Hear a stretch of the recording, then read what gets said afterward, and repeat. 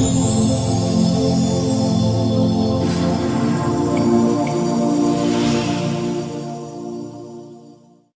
बच्चों, कैसे हैं आप? उम्मीद करती हूँ आप बढ़िया और एकदम मज़े में होंगे।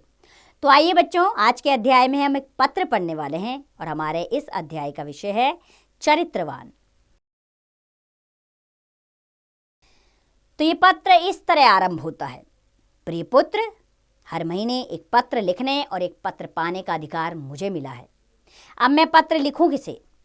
मिस्टर रिच का, मिस्टर पोलक का, और तुम्हारा ख्याल मुझे बारी बारी से आता है, लेकिन इस समय तुम्हारा ध्यान ही मुझे बराबर आ रहा है। मेरे बारे में तुम ज़रा भी चिंता मत करना। विशेष कुछ कहने का अधिकार मुझे नहीं है। मैं पूर्ण रूप से शांति में हूँ। आशा है कि बात अच्छी हो गई होगी। मुझे मालूम है कि तुम्हारे कुछ पत्र यहाँ आए हैं, लेकिन वे मुझे नहीं दिए गए। फिर भी डिप्टी गवर्नर की उदारता यानी कि उनमें मन में थोड़ा सा नम्रता है। नम्रता से मुझे मालूम हुआ कि बा का स्वास्थ्य सुधर रहा है। बा यानी कि माता जी। क्या वे फिर से चलने फिरने लगी? बा और तुम लोग सुबह दूध के साथ साबूदाना बराबर ले रहे होंगे। अब कुछ तुम्हारे बारे में कहना चाहूँगा। तुम कैसे हो? तुम पर जो जिम्मेदारी यानी कि उत्तरदायित्व, जिम्मेदारी मैंने डाली है, तुम उसके लिए पूरी तरह से योग्य हो और मुझे आशा है कि तुम उसे खुशी खुशी निभा रहे होंगे। मैं ये जानता हूँ कि तुम्हें अपनी शिक्षा के प्रति असंतोष है, यानी कि तुम संतोष भाव व्यक्त नहीं कर पा रहे हो, अर्थात तुम संतुष्ट नहीं हो अपनी शिक्षा को लेकर। जेल में मैंने यहाँ खूब पढ़ा है। तुम्हें अपनी शिक्षा के प्रति मैं यह समझाना चाहता हूँ कि केवल अक्षर ज्ञान ही शिक्षा नहीं है।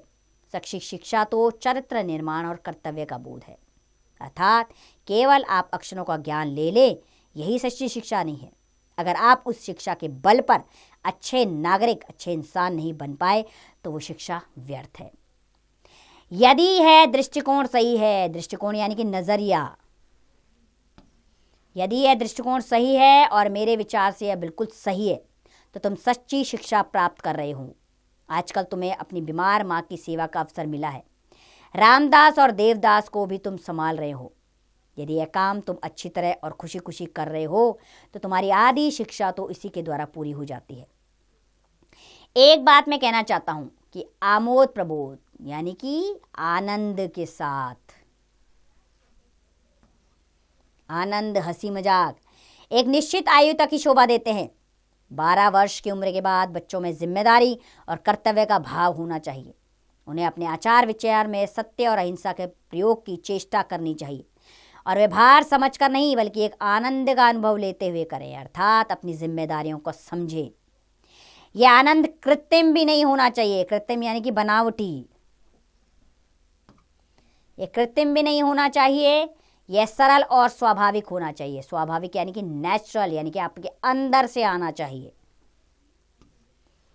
अर्थात जो आपकी जिम्मेदारियों का भाव है उसे बनावटी मत लीजिए। आप दिल से अपनी जिम्मेदारियां निभाइए।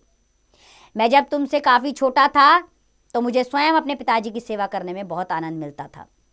12 वर्ष की आयु के बाद आमोद प्रमोद का बहुत ही कम बल्कि नहीं के समान ही अवसर मुझे मिला है। संसार में 3 बातें बड़ी महत्वपूर्ण हैं। इनको प्राप्त कर तुम संसार के किसी भी कोने में जाओगे तो अपना निर्वाह कर सकोगे। ये 3 बातें हैं: अपनी आत्मा का, अपने आप का और ईश्वर का सच्चा ज्ञान प्राप्त करना। इसका मतलब यह नहीं कि तुम्हें अक्षर ज्ञान नहीं मिलेगा, वह तो मिलेगा ही, लेकिन तुम केवल उसी की चिंता करो। यह मैं नहीं चाहता। इसके लिए तुम्हारे पास अभी बहुत समय है।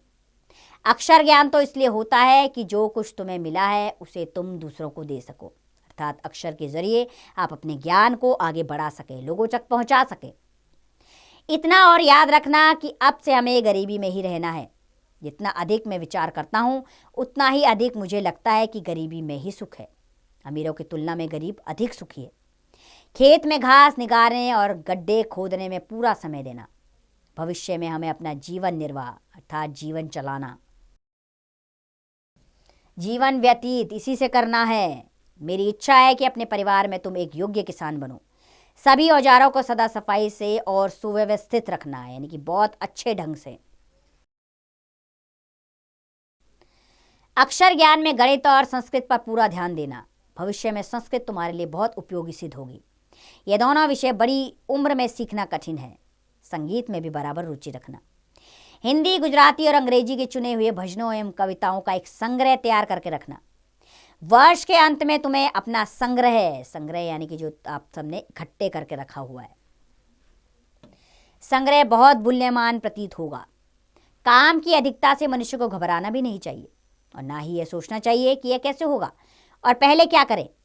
शांत चित्त से और सोच समझकर यदि तुमने सभी सद्गुणों को प्राप्त करने की चेष्टा की तो वह तुम्हारे लिए बहुत उपयोगी और मूल्यवान सिद्ध होंगे। तुमसे आशा है कि घर के लिए जो भी तुम खर्च करते होंगे, खर्च यानी कि व्यय खर्च करते होंगे, उसका पैसे पैसे का हिसाब रखते होंगे, यानी कि तुम बजट जरूर बनाते होंगे।